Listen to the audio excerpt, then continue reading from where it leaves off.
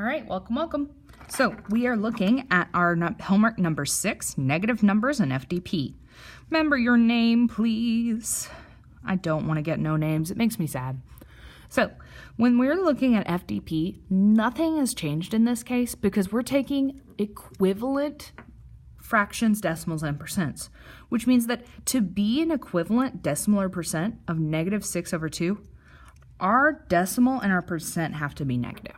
So now that we know they have to be negative, we can ignore the negative and just solve like we normally would. All right, to go from a fraction to a decimal, we have to divide the numerator by the denominator. And 6 divided by 2, I think you can figure that out. The big part here is, remember, if it's a negative, you need to make sure they stay a negative to be equivalent. I'm going to read through this last one. Susie owes Jan negative 7 2/5 of a dollar. How much money does she owe Jan? Okay, so you're taking negative 7 2/5, and you need to change it into a decimal. So I'm going to help you out of here a little bit. Anytime that you have a mixed number and you have to turn it into a decimal, we're going to popcorn it out into being a improper fraction. So I make my little popcorn here.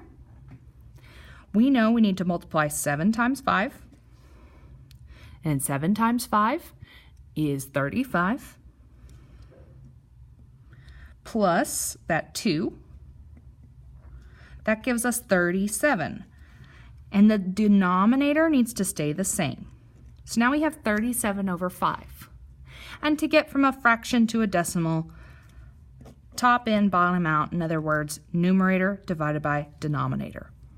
Don't forget to go from a decimal to a percent, multiply by 100, percent to decimal, divide by 100. All right, you guys, I think that's pretty close to giving you answers. I know you can do this. Do not panic just because it's negative, but do remember, if you have a negative, an equivalent fraction, decimal, or percent has to remain a negative. All right, bye guys.